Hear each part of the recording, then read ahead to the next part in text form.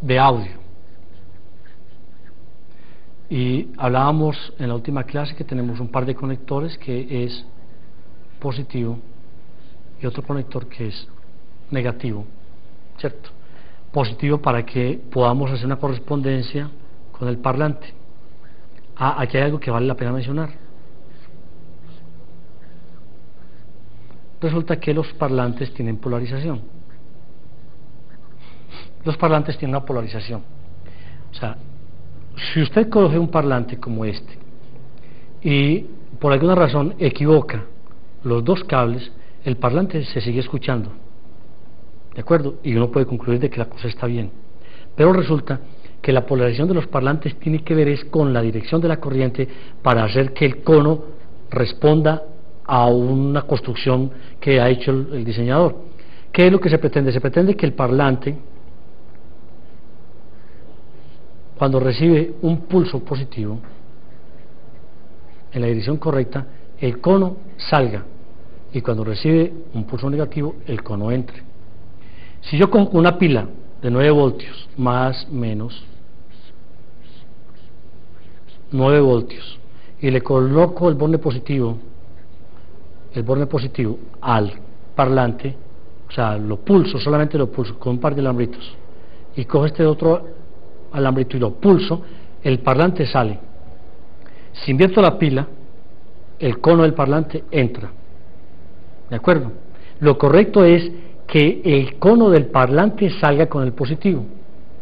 Total que aquí tenemos que colocar el rojo más con la salida más del parlante para que el parlante no se dañe. El parlante que aquí se dañó, en el estudio de televisión se dañó por utilizar una polarización inversa y colocar una potencia muy alta. Entonces cuando entra el cono se rompe, ¿de acuerdo? Muy bien. Tomemos de nuevo entonces esto es la carga terminal de este equipo de sonido y esta es la línea de transmisión, ¿de acuerdo? Esta carga terminal es un parlante que tiene aproximadamente 8 ohmios, ¿de acuerdo? Total que la impedancia de salida de este generador teóricamente deben ser 8 ohmios, ¿de acuerdo? Y funcionalmente esta línea debería tener 8 ohmios. Ejemplo número 1. Ejemplo número 2. Tenemos una línea de transmisión telefónica en donde yo aquí tengo un auricular y aquí tengo un micrófono. Aquí entra la voz y aquí sale la voz. Este es micrófono y este es audífono. Teóricamente la impedancia de este micrófono, de este audífono, debe ser la misma impedancia de esta línea y la misma impedancia que tiene el generador, que es el micrófono, ¿de acuerdo?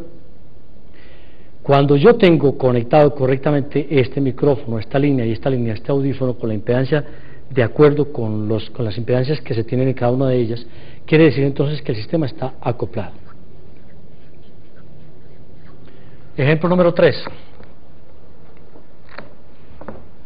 Esta es una torre de energía. Aquí está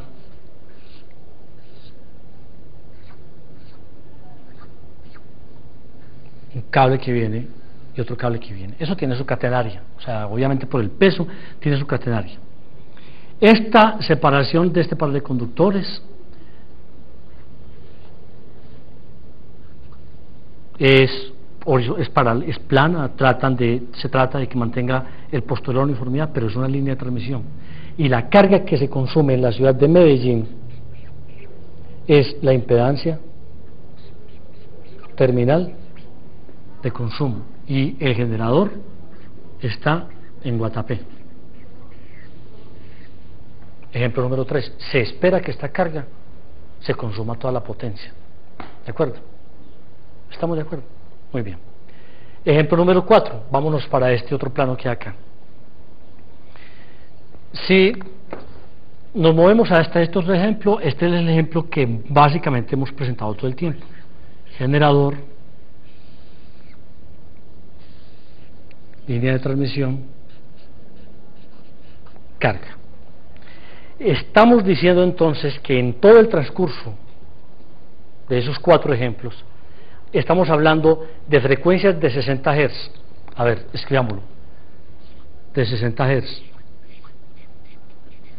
Hablamos de frecuencias de audio, que son 20 Hz a 20 kHz. Hablamos de un micrófono y un audífono, o sea, son frecuencias de 300 Hz a 3400 Hz. Y hablamos de una señal de radiofrecuencia que puede ser del orden de los, digamos, 100 MHz. Ahora, aquí hay una diferencia sustancial. Miren que yo hablé, en el caso de las líneas de potencia, solo de la frecuencia de 60 Hz. En el caso de las líneas de radiofrecuencia, solo de las líneas de 100 MHz. Y en los casos de las 2 líneas de audio, hablamos de 20 Hz a 20 kHz y de 300 Hz a 3400 Hz. Aparece una diferencia sustancial por lo siguiente. Porque cuando yo tengo una señal, una portadora de 100 MHz,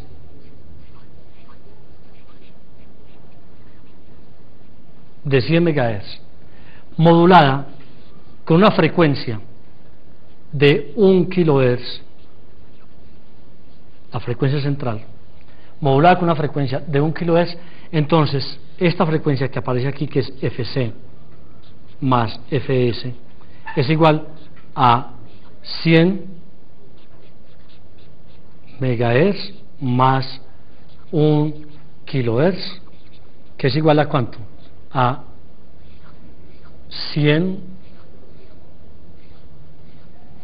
MHz más 1 kHz, que entonces es igual a 100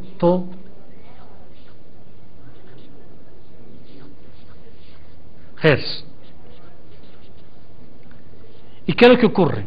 Que espectralmente esta frecuencia es tan cercana a esta que yo prácticamente puedo decir que la línea está trabajando a una frecuencia de 100 MHz. La frecuencia de 100 MHz, porque yo tengo, miren lo que tengo, solamente este valor a esta distancia. ¿Listo? Por lo tanto, cuando yo trabajo con las frecuencias de este rango hasta, digamos, 3400 Hz,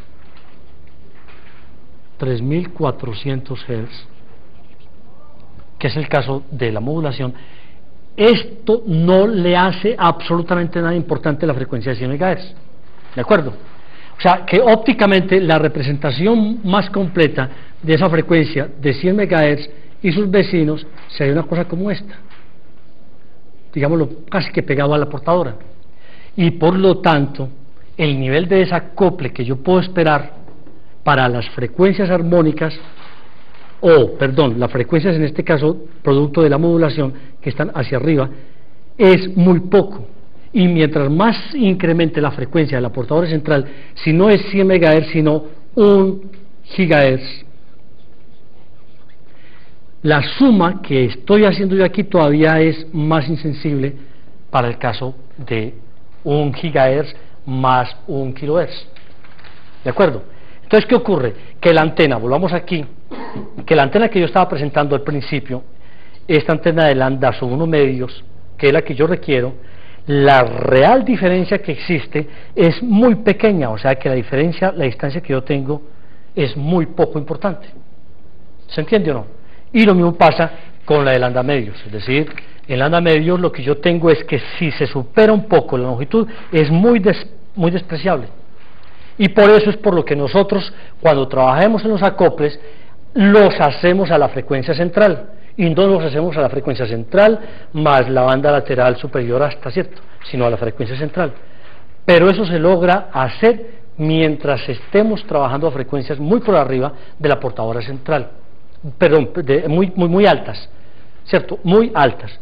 Lo que ocurre es que en línea de transmisión la palabra alta frecuencia se vuelve un problema muy relativo, porque yo no puedo decir, sin comparar qué con qué, cuando una cosa es más grande o más alta, que en este caso la frecuencia, que otra. O sea, vamos a tener que tener un poco de paciencia para poder determinar